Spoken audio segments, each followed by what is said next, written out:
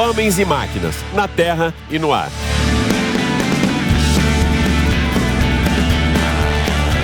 O Máquinas na Pan dessa semana vai colocar você de cabeça para baixo no maior show de acrobacias aéreas do Brasil.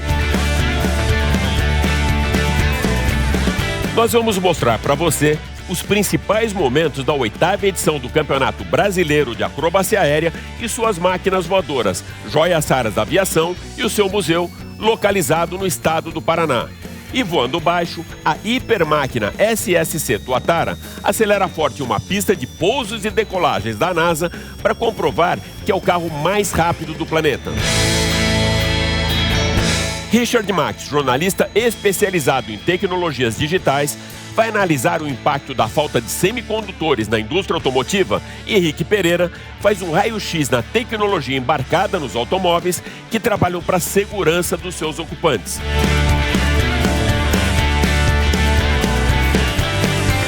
O aprendizado que o jovem recebe na autoescola do país é suficiente para que ele se torne um bom condutor? A CNH é um endosso da sua habilidade para enfrentar as ruas da cidade? Para responder essa pergunta, nós convidamos o jornalista Silvio Nascimento para participar do quadro Sala de Imprensa aqui nos estúdios da Jovem Pan, e Marcelo Matos comenta o efeito da alta de combustíveis no bolso do brasileiro e o seu impacto na inflação desse ano.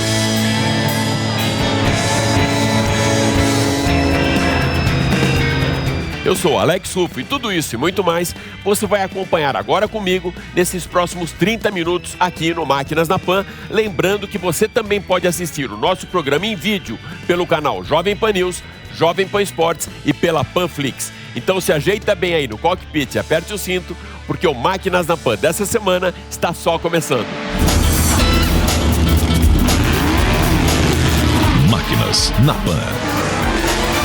Para darmos a largada no programa dessa semana, uma viagem ao passado, com o início da aviação até os dias de hoje com acrobacias aéreas. Lançado em 1965, o longa britânico Esses Homens Maravilhosos e Suas Máquinas Voadoras retrata o desafio de gentleman drivers no início do século passado que aceitaram o desafio de cruzar o Canal da Mancha em uma aventura aérea de Londres a Paris. 100 anos depois dessa odisseia retratada na telona, homens continuam desafiando a lei da gravidade com suas máquinas voadoras. Na semana passada, foi realizada a 8ª edição do Campeonato Brasileiro de Acrobacias Aéreas no Paraná, com a participação até mesmo de pilotos do asfalto. Luiz Debs, diretor social do Aeroparque Aldeia da Serra, é o nosso convidado para comentar o maior show de acrobacias aéreas do país e falar também sobre as máquinas voadoras que protagonizaram o espetáculo. Diz aí, Luiz, joias voadoras, não é mesmo? Os pilotos mais premiados aí, pilotos mais avançados da acrobacia do Brasil tiveram aqui. E o atrativo principal, na verdade, foram algumas passagens da Esquadrilha da Fumaça, que nos deu a honra da presença, escreveram no céu lá, CBA há 10 anos. O campeonato foi realizado, foram 5 categorias, desde a básica, né, que é a Primary, a categoria Sport, a categoria Intermediate, a Advanced e a Limitada. Então, dentro dessas 5 categorias, os competidores tinham cada uma sequência de manobra. Foi, por exemplo, na Primary tinha 17 pilotos inscritos, então a competição, o nível da competição foi muito alto. E no último dia a gente teve ainda a 4 Minute, que é um pouco mais de apresentação, é um pouco mais plástica, os aviões acabam voando um pouquinho mais baixo, com fumaça, com música, então é uma categoria mais comemorativa, mais plástica, e as poucas pessoas que estiveram aqui tiveram um grande show aéreo com essas aeronaves. A gente teve uma convidada especial, que é a comandante Mônica Eda. Ela é paraquedista, piloto de acrobacia, piloto de apresentação e formação. Esteve conosco durante todo o final de semana, nos deu muita alegria porque ela recebeu a todos e atendeu a todos com muita gentileza e com muita simpatia. Tirou foto com as meninas dentro do avião dela, o avião roxinho, que é a coisa mais linda do mundo, na verdade um baita um avião, um bebê. Avião da época da Segunda Guerra, fantástico.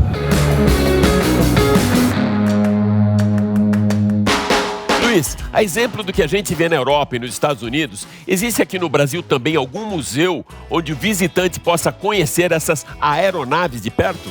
A gente teve a presença do museu, WS Museum, que trouxe diversas máquinas, inclusive algumas dessas que estão aqui ainda dentro do hangar.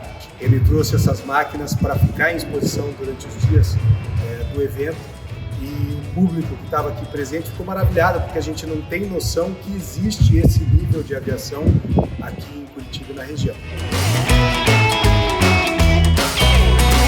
O Aeroparque Aldeia da Serra é um aeroporto privado, localizado a 50 quilômetros de Curitiba.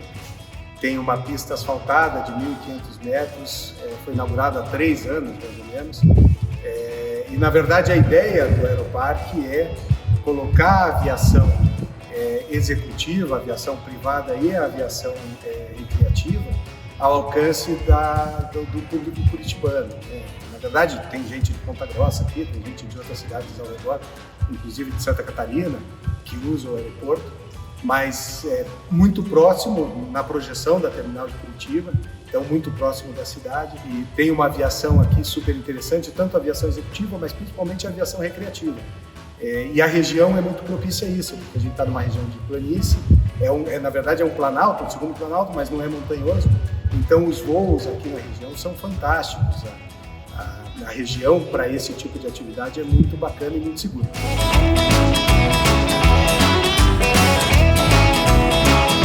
Para que a gente tenha também uma leitura de quem viveu essa experiência na pele, nós vamos falar com o piloto Thiago Marques, um cara que está muito acostumado com adrenalina, força G e altíssimas velocidades da Stock e do GT Sprint Race. E aí, Thiago, como foi essa montanha-russa aérea para você? Conta pra gente. Fala, Alex. Fala, amigos da PAN, tudo jóia? Foi uma experiência realmente marcante, né? A gente que gosta de adrenalina, sempre ligado em carro de corrida, em velocidade, em ação. Eu tive uma oportunidade única aí no último domingo de participar desse evento, como apenas um carona ali, né? Do Cristiano Oliveira, que é um dos principais acrobatas aí do Brasil nessa modalidade. A gente participou voou num avião RV300, foi curto, foi aí por 5, 10 minutos, mas suficiente para sentir essa força de 6G, né, que é um negócio realmente muito, muito forte, né? Quando você pula de um bungee jump, uma montanha-russa, você consegue sentir essa força gravitacional, mas muito rápida, né? Já no avião, essas manobras aí, elas duram mais, né? Tanto para você fazer aquelas subidas muito forte, ou o próprio looping, descida, por um tempo bem maior do que numa montanha-russa, por exemplo. Então, foi uma experiência fantástica e quem sabe a gente não tem mais uma oportunidade de brincar mais uma vez nisso, né? Valeu, Alex, um grande abraço, até mais.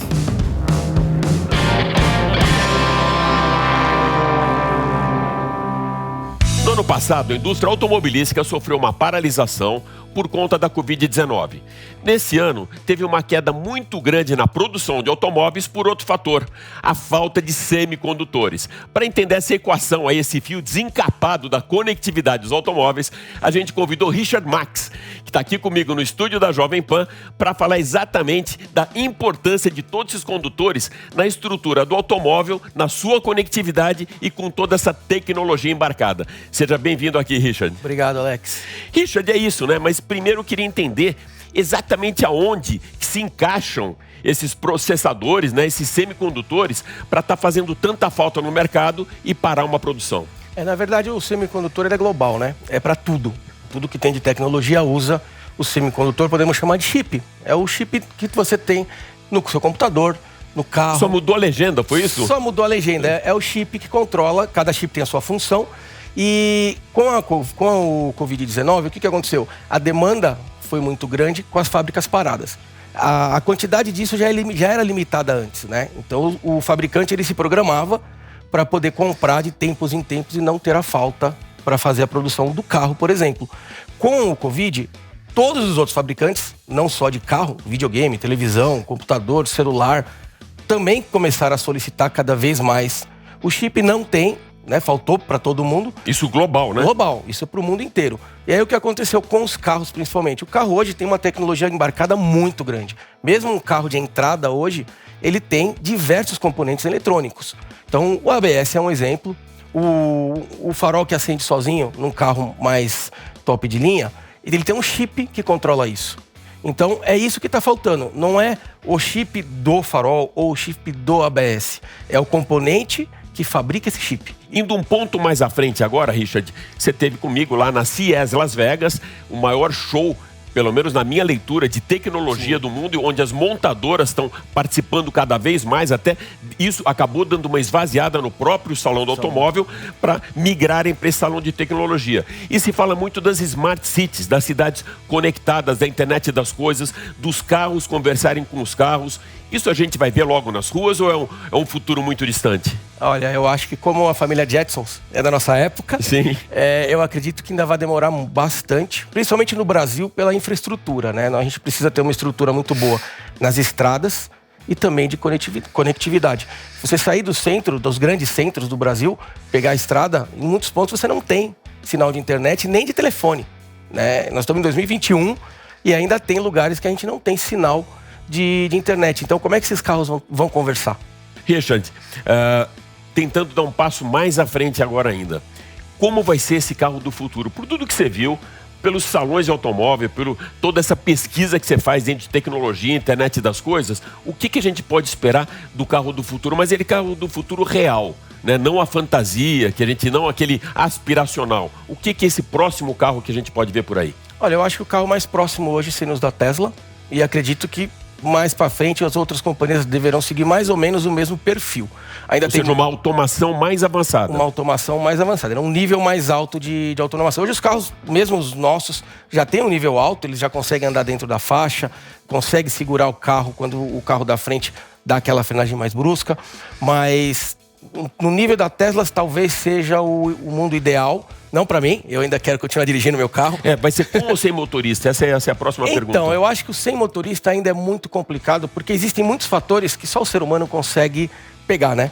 O carro ele pode ter 10 mil câmeras, controlar todas as situações, mas o seu olho e aquele sentimento que você percebe que aquele cara tá com um cara que vai atravessar a rua. Isso o computador nenhum essa sensibilidade, né? Não consegue pegar. Então, eu acredito que você vai ter o carro autônomo, mas ainda com restrições, ou seja, você ainda vai ter que estar preparado para assumir o controle do veículo. Mas o mais próximo é o Tesla. Eu acredito que o caminho seja esse. Aqui no Brasil vai demorar bastante ainda para a gente chegar nesse nível, tá? Assim que tiver a internet rodando bem no Brasil inteiro, acredito que os fabricantes começam a investir pesado para que você tenha mais conforto, não precise ficar dirigindo o tempo todo o seu carro. Legal, Richard. Super obrigado por ter você visitando. Você já esteve com a gente aqui quando o programa era só em áudio. Verdade. Agora em vídeo também a gente pode acompanhar tudo isso pela Panflix, Jovem Pan Esportes e também Jovem Pan News. Super obrigado pela tua visita. E só um lembrete aí.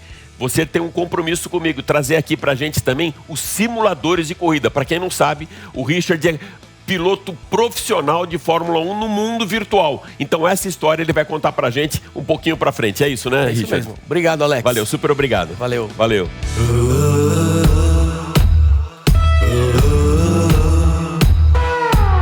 Quais são os verdadeiros limites da máquina? Enquanto a tecnologia, o desenvolvimento de carros em túnel de vento e os avanços do design dos superesportivos caminham lado a lado, a física enfrenta desafios que vão bem além da nossa percepção.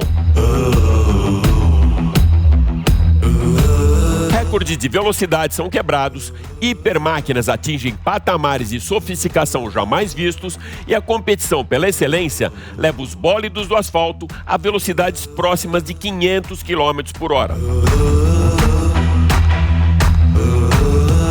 Hoje você vai acompanhar com a gente a quebra de recorde do SSC Tuatara, o carro mais rápido do planeta.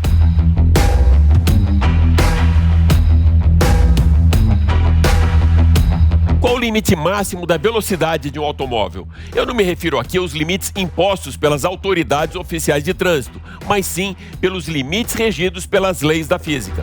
Essa lei, que vale para carros convencionais, tem sido constantemente quebrada junto com recordes de velocidade. Para que a velocidade aferida seja confirmada como recorde, o carro precisa percorrer o trecho determinado 2 vezes, em sentidos opostos, para que o resultado final não seja afetado pelas condições de vento na pista. Uma média entre as 2 tomadas de tempo é feita e essa é a velocidade máxima aferida, oficialmente aceita e confirmada. Esse foi o procedimento adotado para registrar que o SSC Tuatara é oficialmente o carro mais rápido do planeta. O Tuatara tem um motor 5.9 biturbo V8 e entrega 1.774 cavalos de potência no etanol. O design dessa máquina vai muito além da beleza. O carro foi meticulosamente esculpido para vencer a resistência do ar, com coeficiente de arraste aerodinâmico mais baixo que qualquer outro da classe das hipermáquinas. O seu equilíbrio fornece um downforce progressivo e muito eficiente em qualquer faixa de velocidade. O primeiro teste, realizado em outubro do ano passado no estado de Nevada, não foi confirmado oficialmente devido a uma suspeita na edição e acabou sendo descartado. Para confirmar o recorde de velocidade no início desse ano, a pista utilizada foi da NASA, no Kennedy Space Center da Flórida. Dessa vez, seguindo todos os protocolos de controle, a pista utilizada foi a do Space Shuttle, com 4,6 quilômetros de comprimento. Depois de 2 tomadas de tempo, o Tuatara registrou a média de 455,2 km por hora para certificá-lo como o carro mais rápido do planeta.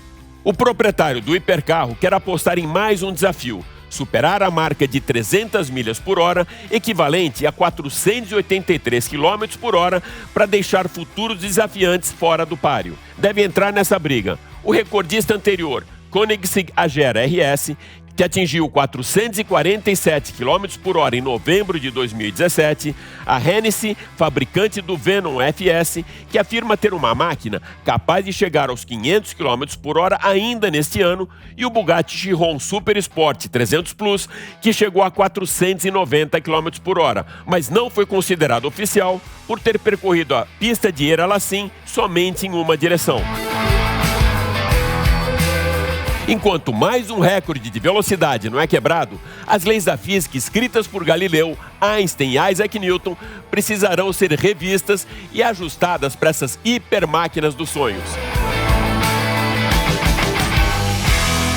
Das leis da física, vamos mergulhar agora nas tecnologias embarcadas em um automóvel que trabalha para a segurança do motorista e passageiros, com uma análise bem interessante feita pelo engenheiro Henrique Pereira. Henrique, passa pra gente algum desses sistemas de segurança que são desenvolvidos nos últimos anos para a indústria automobilística. Nos últimos anos, a indústria automotiva investiu milhões em sistemas de segurança, desde os mais simples, como o brake light, passando pelos de maior relevância, como o cinto de segurança, airbag, freios ABS, controle de tração, e chegando aos mais complexos, graças à eletrônica embarcada, como os assistentes de direção que gerenciam o modo dirigir. Podemos constatar, principalmente em carros de maior valor agregado, sistemas que auxiliam na manutenção da faixa de rodagem, mantêm a distância segura para o carro da frente, equipados com radares e câmeras de bordo que indicam a aproximação de veículos e pessoas, principalmente nos pontos cegos, e até sistemas que prevêem uma colisão inevitável, preparando o carro em milissegundos para preservar os ocupantes de danos maiores. Vamos falar hoje de sistemas de segurança, os mais relevantes, como o cinto e airbag, seus princípios e as armadilhas que criamos para nós mesmos. Vamos começar a falar pela correta posição no banco do motorista. Ela deve ser tal que seus braços fiquem flexionados, nunca muito próximo e nunca muito distante, pois essas posições comprometem o funcionamento do cinto de segurança e do airbag. Segure o volante na posição 10 para as 2. A maioria dos carros te leva a segurar o volante assim. E nunca segure o volante por sobre o airbag.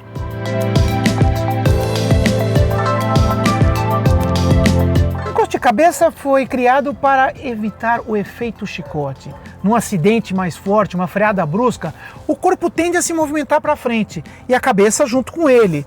No retorno, ela encontra o encosto para atenuar a força do retorno da cabeça, evitando traumas na coluna vertebral e até mesmo num acidente mais violento, a quebra do pescoço. A regulagem do encosto de cabeça é simples. O centro dele deve estar alinhado com os seus olhos.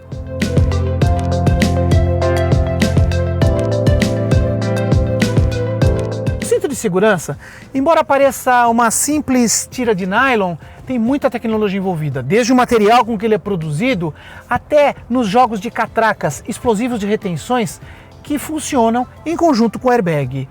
Ao sofrer um acidente, o cinto de segurança se trava, retrai, segurando o seu corpo para o seu rosto ser protegido pelo airbag contra o impacto no volante ou mesmo nos vidros do carro. O cinto de segurança também evita que os ocupantes de um veículo sejam lançados para fora, no caso de um capotamento, por exemplo. O uso de clips, aqueles que são vendidos em faróis para segurar o cinto e não deixar que ele fique rente ao seu corpo, elimina toda a dinâmica prevista por especialistas em um acidente. Ele compromete o movimento do cinto durante o impacto, sem que trave no momento ideal e faça o seu retorno.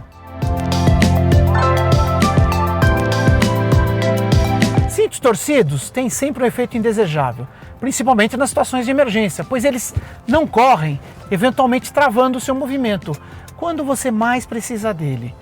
É muito importante sempre checar a posição correta das faixas do cinto de segurança. Airbags, também conhecido como bolsas de ar ou almofadas de ar, são dispositivos que se inflam durante um acidente, onde ocorra uma desaceleração e uma deformação da carroceria, para evitar que os ocupantes do veículo se choquem contra o painel. Em alguns modelos também encontramos airbags laterais ou de cortina, que protegem os passageiros em colisões laterais.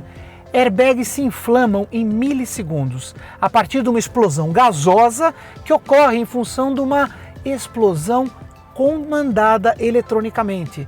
Os airbags sempre trabalham em conjunto com o cinto de segurança. Airbags não explodem em passagens por lombadas ou buracos. Isso é mito.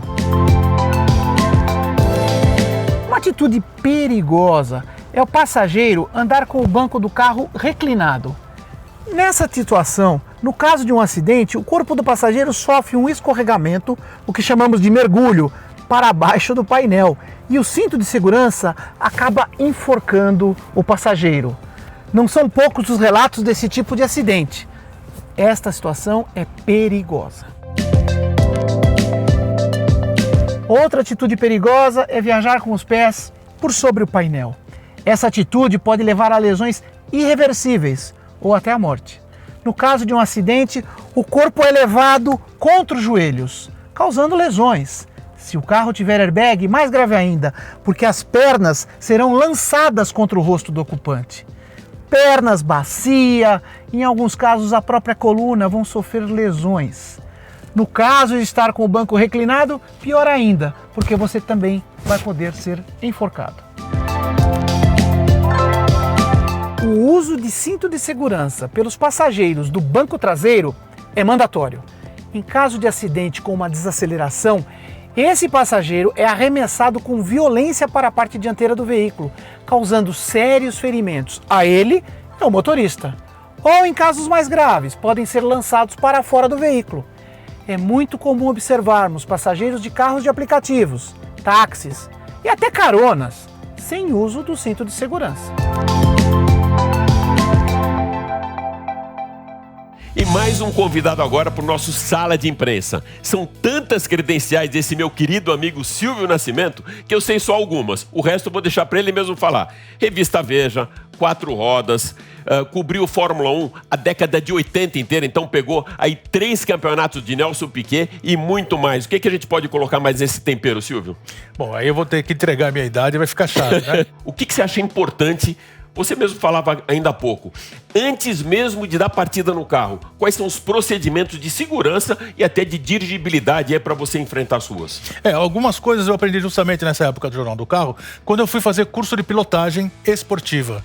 na escola do Roberto Manzini. Então nós entrávamos no carro, você tinha uma série de aulas teóricas e depois ia para o carro. A primeira coisa que você tem que saber, antes de entrar no carro, é posicionar banco. Depois, posicionamento, né, de volante. Hoje você tem muitas regulagens, então precisa acertar uma para sua altura, tamanho. Não ficar com o braço esticado nem totalmente flexionado, porque você precisa, né, ter grau de esterçamento. Não ter isso aqui, ó, óculos, canetas, objetos perfurantes ou que quebrem, né, nessa região. Por quê? Antigamente, que não tinha airbags, você poderia meter a cara no volante e isso ter toda uma complicação de te cortar. Hoje tem os airbags, que eles saem com uma potência que podem machucar. Então, se livrar de todas essas coisas que possam te machucar. E depois ajustar, né, a posição do câmbio. O carro é automático. Mas você em algum momento pode ter que fazer alguma manobra, ter que usá-lo, ou até o freio de mão. O freio de mão não é mais de mão, é de pé. Isso é outra complicação. Então mudou muita coisa. O que não mudou, as coisas que não mudaram, foram exatamente essas coisas. E você, atenção. E hoje tem mais objetos ainda que te tiram a atenção do trânsito, que são os telefones celulares, né? Os aplicativos de caminho. Não importa, porque o que eu tenho visto é que muita gente se acomoda e quando ele bota um caminho, né, para ser guiado, que é sensacional isso, ele também se desencana da atenção. Quando você tem um sinal de internet que falha e o aplicativo diz vire à direita, o cara vai e vira à direita. Exatamente, para não perder a próxima entrada ou não perder tempo, acaba cruzando a frente de um outro carro na via pública. Então a atenção, eu acho que hoje tem que ser maior ainda, a começar disso. Quando você entra no automóvel, regular a altura de banco, distância, o encosto, né, ficar confortável, ter distância de volante, não só de altura, mas também da distância frontal, ajustar retrovisores, mesmo que seja um carro que você, quando vire a chave, ele regule tudo, é sempre bom checar. Né? Porque, como o nosso amigo Richard Marx não faz muito tempo falou, você tem centrais eletrônicas que gerenciam tudo isso e eventualmente podem desregular ou falhar. E os carros autônomos, eu não preciso me preocupar com nada disso. Precisa também. Porque o carro autônomo não faz nada sozinho. Eu conversei com o engenheiro responsável pelo desenvolvimento de carro autônomo da Audi, né, alguns anos atrás, para fazer uma matéria na Veja, e ele me dizia o seguinte, tem um prefeito aqui na Alemanha que sempre me liga e fala assim, puxa vida, quando é que eu vou poder dormir em paz e o carro vai buscar minha filha na festa? Ele falou, o senhor quer que eu seja sincero? Nunca. Porque enquanto houver um humano no sistema, né, você vai ter uma coisa que ela é imponderável, inesperada. Então tem esse problema. Então, se fossem só os carros falarem entre si num local, né, em pequenas cidades, como hoje já tem na China e lá no Oriente tem algumas pequenas cidades onde são totalmente controlado, as smart cities já, né? Perfeito, aí tudo bem. Agora, enquanto houver um Silvio, um Alex ao volante, pode ter novidade no caminho, pode ter uma surpresinha no caminho. Silvio, a gente fala do avanço grande da tecnologia, a gente falou também dessa história da própria CNH. O que você acha que falta nesse curso que o jovem tem para a CNH, para ele poder realmente enfrentar as ruas com segurança? Você falou que você fez o curso do Manzini de direção defensiva. Que pitacos que você dá aí de dica para que o cara consiga sair com segurança e não simplesmente com aquele pacotão básico para passar no exame de carteira de motorista? Bom, ele tem que saber o peso do automóvel e quanto esse automóvel pesa, por exemplo, a 50 km por hora. São algumas toneladas que podem causar um estrago muito grande, pode colocar em risco muitas vidas. Então ele precisa ter assim, uma micro percepção de física para saber que aquilo é um problema, saber que justamente esse carro, quando você frear, ele vai arrastar de alguma maneira, seja com freios inteligentes ou não. Então ele tem impacto, enfim. O carro, ele é uma arma grandona e você tem que andar com um cuidado o tempo todo de não disparar. Então, acelerar, não adianta querer correr, você tem que saber um pouco de potência de carro, que significa que velocidade chega, e acima de tudo respeitar a legislação. O que falta nos cursos de autoescola? É você despertar isso das pessoas. Olha, é muito legal dirigir, é super prazeroso, eu já fiz, você já fez, todos já fizeram viagens sensacionais passeando tranquilamente, mas aquilo é uma máquina que está na sua mão e pode cometer não só um erro Claro que sempre não intencional, mas pode acontecer acidente. Silvio, super obrigado por estar com a gente aqui, por nos fazer essa visita aqui na Jovem Pan. Vamos fazer mais, vamos estender mais assuntos por aqui e quero sempre o teu prestígio de estar no Máquinas na Pan. Eu que agradeço, e você é uma pessoa totalmente generosa, completamente generosa. Agradeço a atenção, espero ter despertado a atenção de alguém. E sempre falando o seguinte, é legal dirigir, mas vai com calma, sabe? Tente entender um pouco o automóvel, as coisas, os perigos, os riscos. A gente ouve toda hora e quer que todo mundo seja feliz dentro do automóvel, né? Exatamente. Valeu, amigo. Valeu, obrigado você. Obrigado.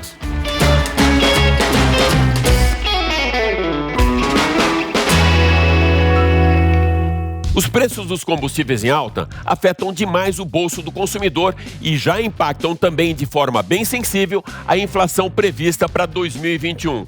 Acompanhe agora com Marcelo Matos. Os seguidos aumentos nos combustíveis impactam diretamente no bolso do brasileiro e na inflação em 2021. E a conta fica mais cara num país com predominância do transporte rodoviário e os repasses do diesel fazem parte do dia a dia dos consumidores. Nas residências, o gás de cozinha cotado a R$ 100 também gera grande preocupação nas famílias. O IBGE também aponta que o litro da gasolina subiu 9 vezes neste ano e acumula alta de 27,5% e de 37% nos últimos 12 meses. O economista Douglas Dweck avalia a cadeia de reajustes. Como essa inflação está refletindo nos alimentos? Então você vai no supermercado, tudo está mais caro. Será que está mais caro 8% nos últimos 12 meses, como deu o IPCA? Tem coisa que subiu muito mais do que 8%. E boa parte é realmente a parte do frete que está refletida. Então, se aumentou 50%, é uma coisa. Além disso, você tem outras coisas acontecendo, falta de peças por conta da pandemia, no mesmo caminhão. Então, esse aumento, ele está ligado a tudo. E hoje a gente vai sentir o reflexo no produto final, seja ele combustível, seja ele alimentos e outros, a gente está sentindo essa forte pressão da inflação. Na semana passada, a gasolina subiu 9 centavos nas refinarias, um reajuste de 3,34%. Os combustíveis, ao lado da energia elétrica, puxam a inflação no Brasil. O índice de preços ao consumidor amplo do IBGE avançou 0,96% em julho, com alta acumulada de 4,76% ao ano e de 9% em 12 meses até julho.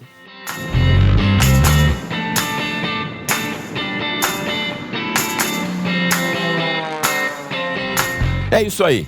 O Máquinas na Pan dessa semana fica por aqui, mas vai lembrar que você também pode acompanhar toda a nossa programação em vídeo pelo canal Jovem Pan News, Jovem Pan Esportes e pela Panflix. Super obrigado pela sua audiência e até a próxima. Valeu! Máquinas na Pan.